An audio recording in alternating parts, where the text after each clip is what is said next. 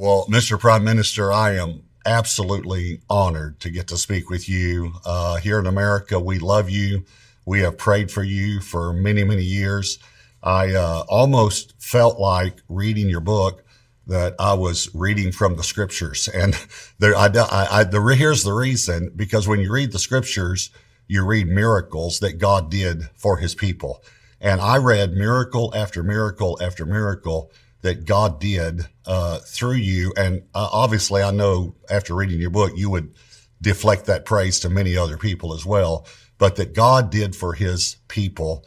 And I have to tell you, from the very first words, I was mesmerized. I was into it. I stayed up way too late the very first night reading your book.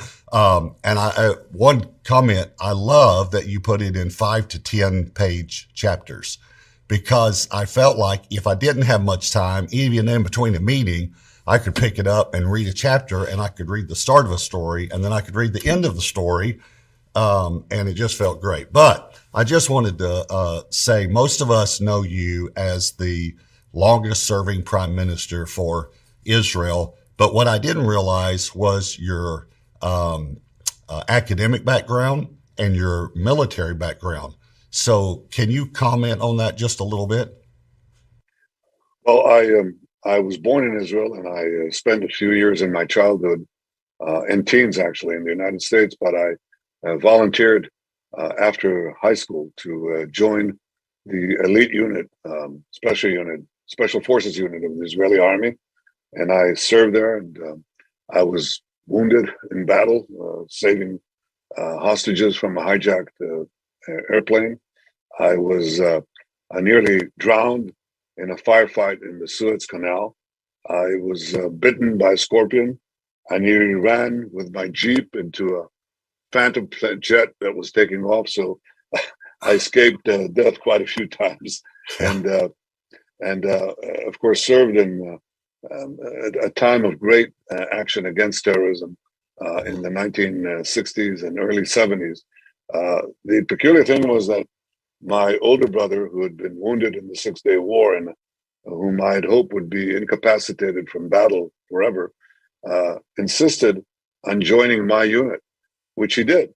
And so the two of us, my older brother, Jonathan, Yoni, and me, were both officers in the same unit at the same time. And then we were joined by our younger brother. So we were three brothers in something like, if you think of Navy SEALs and Delta Force crunched together and add a little British SAS. It's a tiny unit of 100 fighters, no more, with three brothers. And, our commanders had to work extra time, overtime, to separate us so we wouldn't be in the same missions. But that didn't always work out. And I described in the book in one particular mission where I went to rescue with my fellow soldiers this hijacked Sabina airplane. And my older brother, he only said, "Well, I'm coming too." And I said, "You're not." He said, "I'm the most experienced, battle experienced soldier in the unit." He was right. I said, "That's irrelevant. You can't have two brothers in out of a 16-man squad about to storm a hijacked aircraft." And I said to him, Yoni, you can't do this. He said, "I'll take your place." I said, "You can't take my place. These are my soldiers." He said, "Well, then we'll both go." And I said, "Can you think of mother and father? I mean, what would happen if something happened to one of us, to both of us?" And then he said something that I'll never forget. He said, "Bibi, my life is my own and my death is my own." And he was willing to sacrifice himself for the state of Israel. Well, it turned out he didn't go, thank God. I did. I got wounded in the course of this rescue. I lay on the tarmac. We'd finished the two terrorists, killed the two terrorists, neutralized the other two women terrorists. Plane didn't blow up, but I'm lying there on the tarmac with a morphine shot that a medic gave me to ease the pain. I'd been shot in the arm, and I see my brother Yoni running towards me, and he stands above me. He looks down. He has a terrible look of distress on his face, and then he stands above me. He sees a splatter of red blood on my white overall uniform that we wore as fake mechanics. And this broad grin spreads on his face. And he said, "See, Bibi, I told you not to go."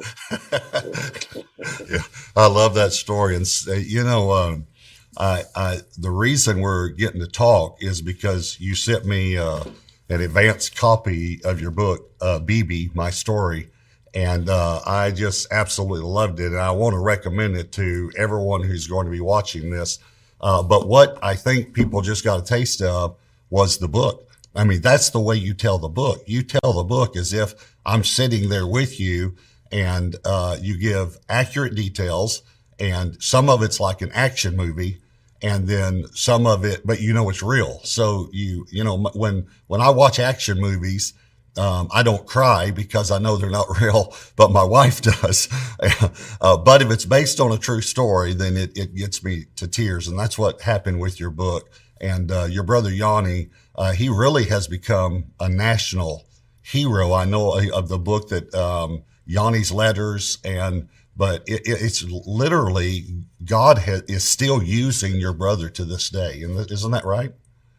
Well, the word Jonathan means God-given, and he was a great gift to my family and to the people of Israel, but I think also to the world.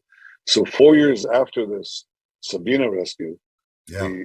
the Palestinian terrorists thought that if they don't land a plane in Israel and try to extort the release of terrorist prisoners, they could do it in the heart of Africa, in Entebbe, Uganda.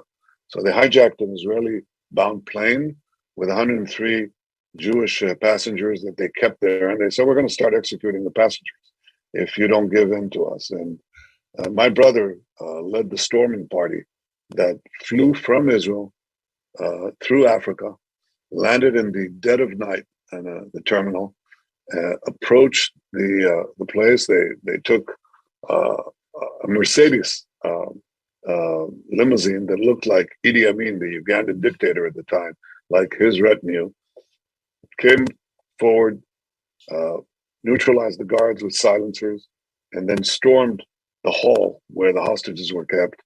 And they saved all of them except 3 that died in the crossfire.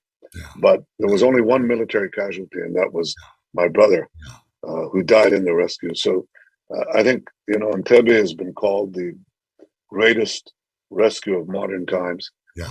And it became a legend, and so did Yoni. He emerged from anonymity. He became a hero of Israel, and I think a hero of free people everywhere. Yeah. That was the background which led me. When he died, I thought I died, because I'd always had great hopes for him, that he would somehow help protect the state of Israel, the future of our people. And now he was dead. And I had to overcome inconsolable grief and to actually enter public life with a view of mobilizing the free world against international terrorism. And ultimately, this led me to become Israel's longest serving prime minister, with one goal: to protect the Jewish people and Jewish state, because I think it is the embodiment of the biblical prophecy. Yeah, I agree with you totally. And we believe, even though we're a Gentile Christian church, we believe in the God of Abraham, Isaac, and Jacob. And I know you know that. And we love the Jewish people. We love the nation of Israel. We've been involved in humanitarian aid and things like that for over 20 years. Let me go back to your family just for a moment. You're reading about, and that story you just told is in the book. That's why it's such I have to confess, I read about half of a book, and then I feel like I've gotten it, and I just can't finish it. But yours, I read all of it, and so it's phenomenal. Again, because it is the short chapters, and it's so interesting. And you told that battle from firsthand reports of men who were in that battle with your brother. And again, that when I say battle, but that recapture of a plane, that is I think still stands to this day as one of the greatest, military exploits ever. But I was amazed reading about your parents and the influence they had on your life, the brilliance of your father, And your mother, I love that your mother said you need to get a degree in business, not just architecture, so that when you become an architect, you can run your business. But all that stuff, your father and your mother had a tremendous impact on your life, didn't they? They did indeed. My father was a brilliant historian, and he, at the age of 23, on the year that Hitler rose to power, he warned of a Holocaust, impending Holocaust, of the destruction of the Jewish people. And he also said that the only way that we can win this is to tell the rest of humanity that their life is on the line too. That what begins with this extermination of Jews would threaten all of civilization. He was right. He was 23 years old, 1933. So he was a brilliant prognosticator of historical events, and he taught me a great deal. My mother said, was a brilliant woman in her own right. She said, I married a genius, but even a genius has to have someone who darns his socks, which is just as well, because my father was a special combination of a genius, like a genius and an absent-minded professor. So sometimes he would dial himself, his own number. We had one of the few phones in the neighborhood, and then my mother would have to help him out. And he would. She said her name was Sila, but she said her real name was Sila Ware, because he constantly asked her, Sila, where are my glasses? Sila, where's my book? And they were just a wonderful couple. But she was no pushover. I mean, she was a very strong, independent woman. And, she had the job of allowing him to pursue his historical studies with three vibrant little boys at home. And she managed it very well. But the biggest obstructionist was me, because I was a middle child. And I was known as the stubborn one. And I was very stubborn. For example, I said to my older brother, Yoni, there was no ice cream that you could buy from supermarkets at the time, okay? So my mother made homemade ice cream, pretty good though, in these dishes. And I complained to my older brother, Yoni, because he was the one who was cutting it in three for the three of us, him, me, and my younger brother, Ido. I said, hey, I'm not getting my fair share. So now he's 12 years old, and like a 12-year-old Solomon, he says, okay, here's the solution. You cut it, but we choose first. So I was obviously wedged in there. And because I created discipline problems, my mother said to my father one day when I got too raucous, she said, Benzion, son of Zion, Benzion, why don't you discipline? Okay. And my father gets up to discipline me. I'm 5 years old now, okay? And I run to the other side of the room, turn around, arms, akimbo, and I turn around and I say to my father, just because you're bigger than me doesn't give you the right to hit me. And my father stopped dead in his tracks, and he said, Sila, he's right. And that basically extricated himself from a job he wasn't going to do anyway. Yeah. So I had a wonderful childhood with wonderful parents, wonderful brothers, and I'm very grateful to have had them as my nuclear family, but then also was very lucky to have my wife and my boys who supported me through the tempests and whirlwinds of politics, which in Israel is not a gentleman's sport, and it's not for the faint-hearted. Well, you all those stories I remember from your book, and some of those I even read to my wife Debbie, because again, I just want to say that, and I just want people to know I wanted to interview you today, not just to get to talk to you, but I want people to get the book because it is your autobiography. And it's BB because I assume that's the nickname that they called you, and even some of the battles that they would say that. My story, it's your story. You wrote it. It has all those personal stories in it. As I read stories to my wife Debbie, she already said, "I get it next." So it literally is fascinating. I really can't commend you enough on how vulnerable and how transparent and how humorous and how human you are in this book. To those of us who knew you only as a world figure, yet we got to see so many glimpses into your personal life. I do want to though talk to you a little bit about being prime minister, the longest serving prime minister in Israel.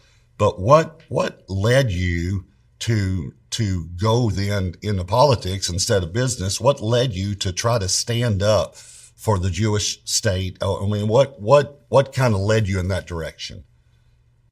Well, without a doubt, Yoni's fall in Entebbe changed the course of my life and led it to public service, because I thought that while Yoni died in the military battle against terrorism, he never thought of it as merely a military battle. He thought it was a civilizational battle of the civilization against the barbarians, and we needed to change the way that free societies looked at terrorism. They most of the time they were apologetic towards, or they were cowed by it, and I thought there had to be a different approach in which we challenged the states who supported the terrorists, who operated them, and that led me eventually into Israeli politics. What led me there was that I thought that Israel, to survive and thrive, had to be strong. To be strong, it needed a very strong army with a very strong intelligence arm. The problem with that is it costs a lot of money. To get the money, you needed to revamp Israel's economy from a semi-socialist one to a free market economy.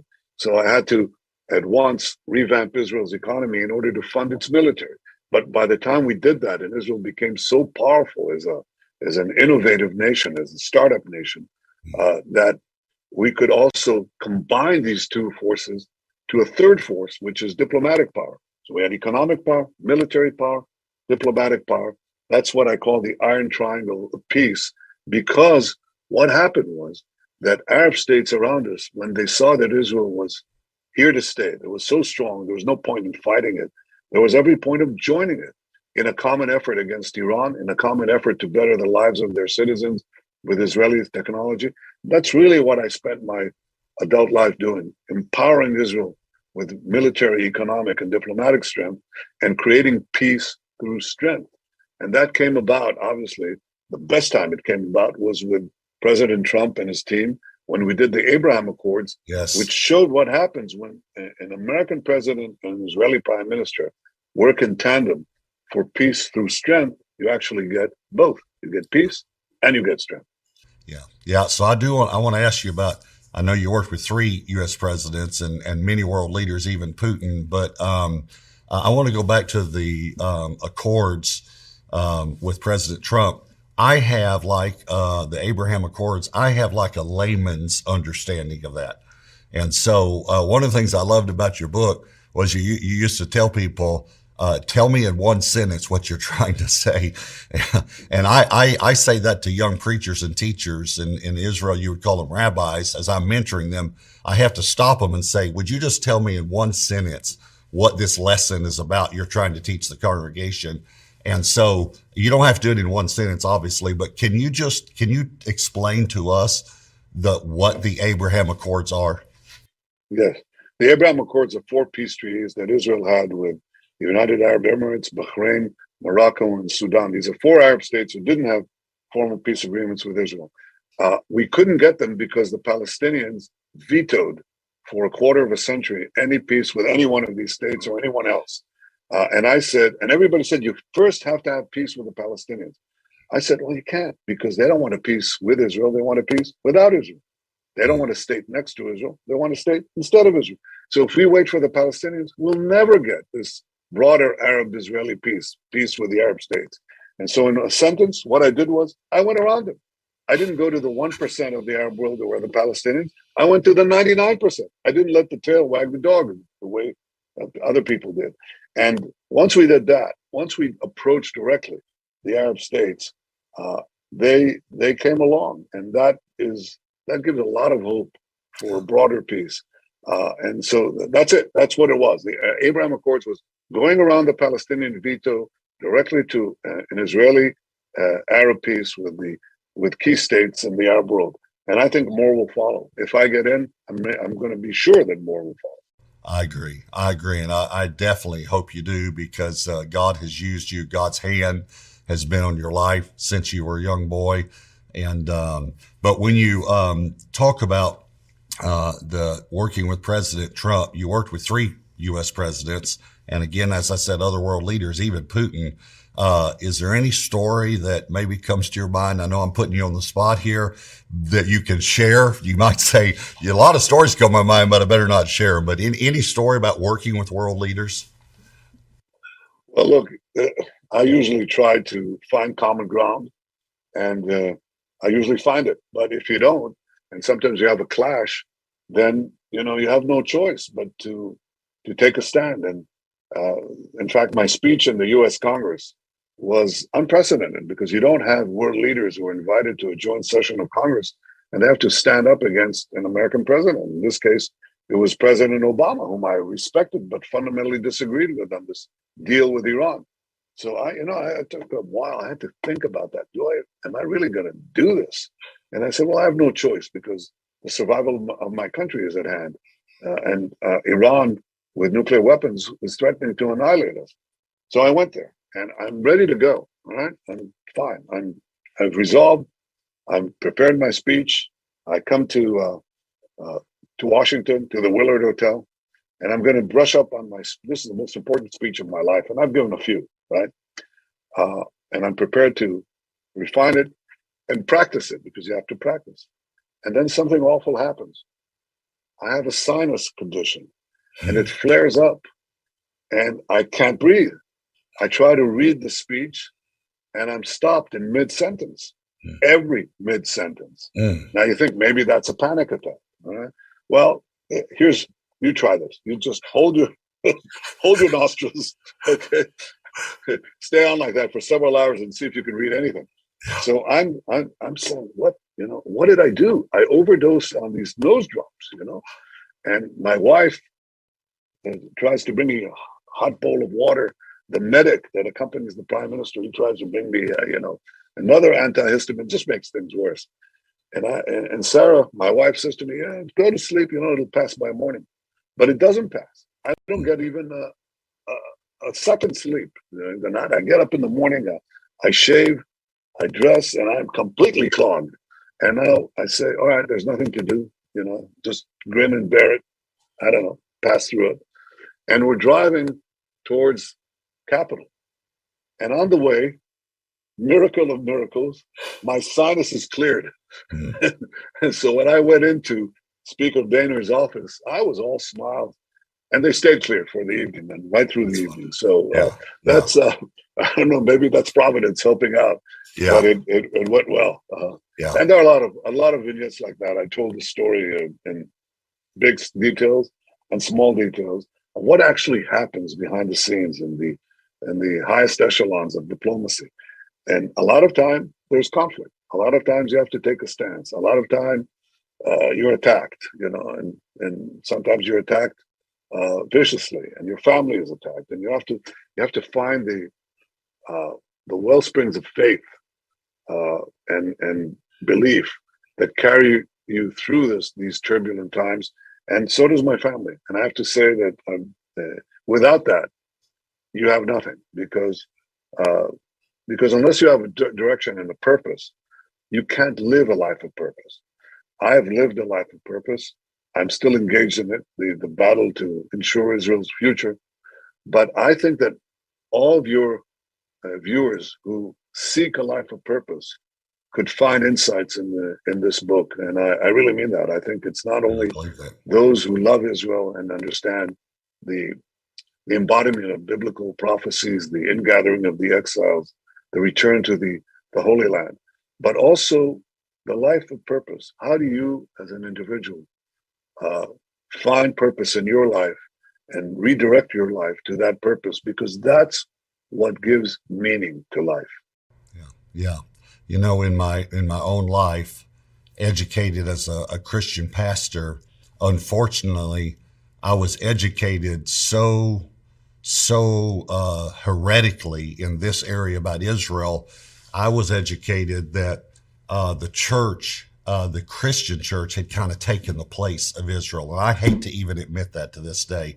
But one day I was reading in the Psalms where it said, "Pray for the peace of Jerusalem." And I felt like the Lord prompted me, I want you to do that.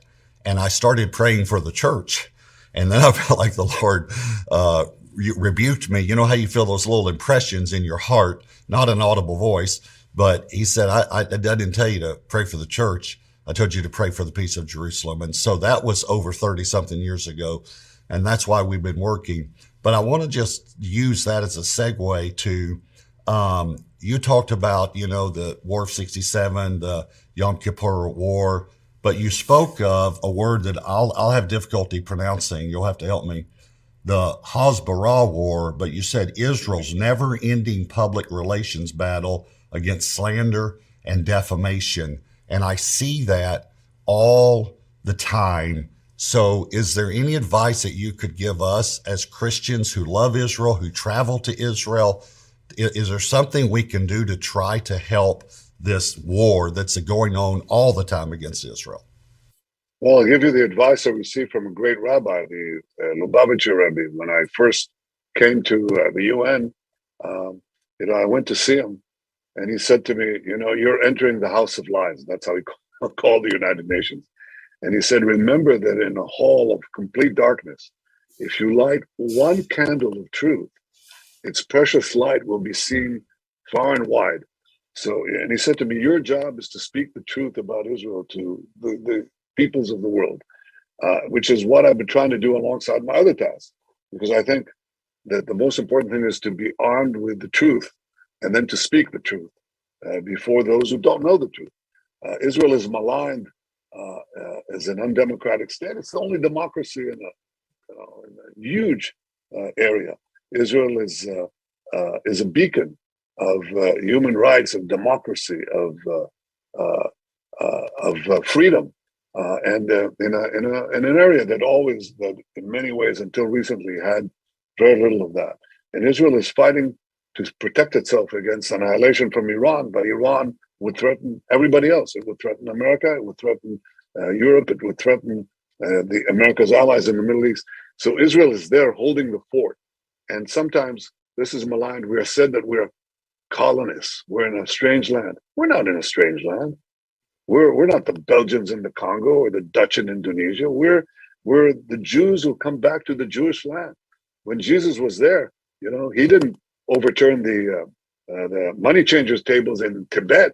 He turned it in the Temple of Jerusalem, which was a Jewish temple. He was a Jewish rabbi, and in fact, the common cores, the common threads of Judaism and Christianity tell you that the fake history that people try to create, that we weren't there, that we're recent interlopers, we came there only 100 years ago, that's completely false. We've been there from the time of the Bible. We were thrown out of our land, but we never lost hope to come back to Jerusalem. And in many ways, this was facilitated. And this is probably something your audience doesn't know, that the return of the Jewish people and the reestablishment of a Jewish nationhood in the land of Israel was helped enormously by Christian believers, by Christian Zionists over the centuries, and culminated in a tremendous efflorescence of Christian Zionists in the 19th century and the 20th century, so that Israel's greatest allies in the world are evangelical Christians. Now, you know that in the United States, but I'm sure people don't know that. Same thing in Brazil, same thing in Nigeria, same thing in Korea, same thing in Scandinavia.